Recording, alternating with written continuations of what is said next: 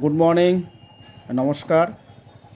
আমার পড়ার ঘর ইউটিউব চ্যানেল থেকে সমস্ত ছাত্রছাত্রী এবং শিক্ষক শিক্ষিকা এবং অভিভাবক ও অভিভাবিকাদের আজকের আলোচনা করব পল সায়েন্সের উচ্চ মাধ্যমিক পল সায়েন্সের 2 নম্বরের যে কোশ্চেনগুলো, ইম্পর্টেন্ট যে কোশ্চেন এবং তার অ্যান্সারগুলো নিয়ে একটু আলোচনা করব।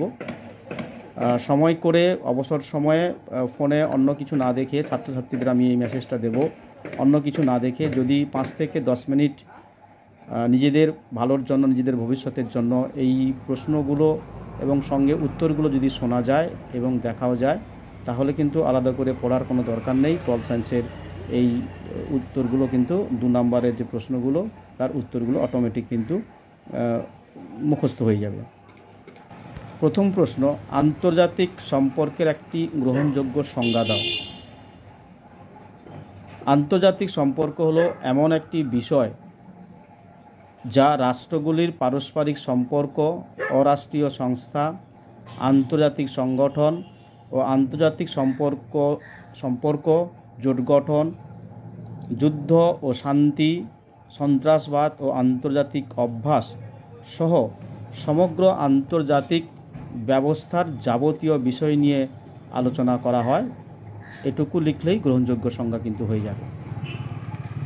পরের প্রশ্ন, আন্তর্জাতিক সম্পর্কের সংজ্ঞা দিতে গিয়ে পাউমার ও পারকিন্স কি বুঝিয়েছেন? আন্তর্জাতিক সম্পর্কের সংজ্ঞা দিতে গিয়ে পাউমার ও পারকিন্স বলেছেন, আন্তর্জাতিক সম্পর্ক একটি বৃহত্তর ধারণা। এর মধ্যে রাষ্ট্রগুলির পারস্পরিক সম্পর্ক একমাত্র আলোচ্য বিষয় হতে পারে না। আন্তর্জাতিক সম্পর্ক বলতে বিশ্বের সব মানুষ ও গোষ্ঠীর যাবতীয় সম্পর্ককে বোঝায়। 3 নম্বর প্রশ্ন, অধ্যাপক কে.জে. হুলস্টি এবং স্ট্যানলি হফম্যান আন্তর্জাতিক সম্পর্কের সংজ্ঞা দিতে গিয়ে কি বলেছেন? অধ্যাপক কে.জে. হুলস্টি আন্তর্জাতিক সম্পর্ক বলতে রাষ্ট্র সমষ্টি নিয়ে গঠিত আন্তর্জাতিক ব্যবস্থার পর্যালোচনাকে বুঝিয়েছেন। স্ট্যানলি হফম্যান আন্তর্জাতিক সম্পর্ককে শুধু রাষ্ট্র সমষ্টির সম্পর্ক বলে মেনে নিতে চাননি। তার মতে আন্তর্জাতিক ক্ষেত্রে রাষ্ট্রই যে একমাত্র প্রভাব বিস্তারকারী হিসাবে কাজ করে তা নয়, রাষ্ট্রের পাশাপাশি ব্যক্তি, মতাদর্শ, স্বার্থগোষ্ঠী প্রভৃতির ভূমিকাও অত্যন্ত গুরুত্বপূর্ণ। 4 নম্বর প্রশ্ন, আন্তর্জাতিক সম্পর্ক ও আন্তর্জাতিক রাজনীতি কি একই বিষয়? এদের মধ্যে কি কোনো পার্থক্য আছে? খুব গুরুত্বপূর্ণ প্রশ্ন। আন্তর্জাতিক সম্পর্ক ও আন্তর্জাতিক রাজনীতি একই বিষয় নয়। আন্তর্জাতিক সম্পর্ক ও আন্তর্জাতিক রাজনীতি দুটি আলাদা বিষয়। এই কারণে এদের মধ্যে পার্থক্য বিদ্যমান এবং অবশ্যই পার্থক্য রয়েছে। আন্তর্জাতিক রাজনীতির চেয়ে আন্তর্জাতিক সম্পর্কের ক্ষেত্রটা অনেকটা বড় বা পরিধি অনেক বড়। এই কারণে আন্তর্জাতিক সম্পর্ককে আন্তর্জাতিক রাজনীতির অন্তর্ভুক্ত করে দেখাটা ঠিক নয়। প্রকৃতিগতভাবে আন্তর্জাতিক রাজনীতি ও আন্তর্জাতিক সম্পর্কের মধ্যে পার্থক্য থেকে গেছে। 5 নম্বর প্রশ্ন, আন্তর্জাতিক সম্পর্কের বিকাশের 2টি উপাদানের বর্ণনা দাও। আন্তর্জাতিক সম্পর্কের বিকাশের 2টি উপাদান হল জাতি রাষ্ট্রের উদ্ভব।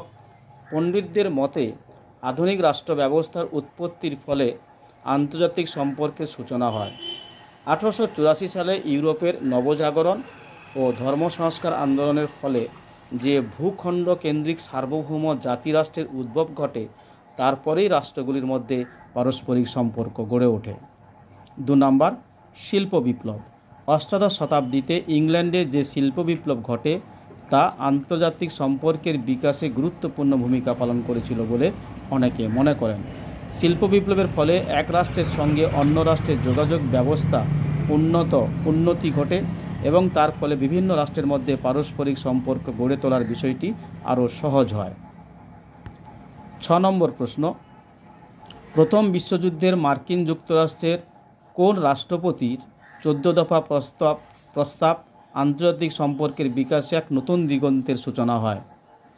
এবং এই প্রসঙ্গে আরও একটা কোশ্চেন আছে, 14 দফা প্রস্তাবের 2টি বিষয় উল্লেখ করো।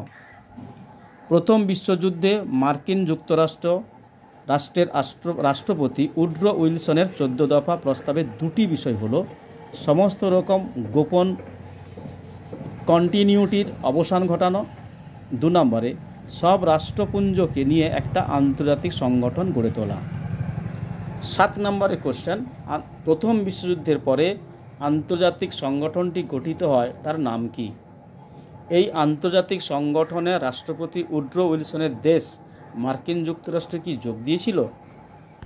উত্তর, প্রথম বিশ্বযুদ্ধের পরে যে আন্তর্জাতিক সংগঠনটি গঠিত হয় তার নাম লিগ অফ নেশন। এই আন্তর্জাতিক সংগঠনে রাষ্ট্রপতি উড্রো উইলসনের দেশ মার্কিন যুক্তরাষ্ট্র যোগ দেয়নি। এই গেল প্রথম অধ্যায়ের প্রথম 7টি গুরুত্বপূর্ণ কোশ্চেন। এই অধ্যায়ের আরও গুরুত্বপূর্ণ প্রশ্ন রয়েছে, সেটা পরবর্তী ভিডিওতে আমরা, যেহেতু ভিডিওটা বড় হয়ে যাচ্ছে সেই জন্য এখানে আমি আর দিলাম না। এর পরের ভিডিওতে আমরা এই চ্যাপ্টারই আরও 2 নম্বরের বেশ কিছু গুরুত্ব প্রশ্ন নিয়ে আলোচনা করব। আমাদের পরবর্তী ভিডিওগুলো যাতে আপনার কাছে আগে পৌঁছে যায় সেই জন্য চ্যানেলটা অবশ্যই সাবস্ক্রাইব করে রাখবেন এবং লাইক, কমেন্ট ও শেয়ার করতে ভুলবেন না।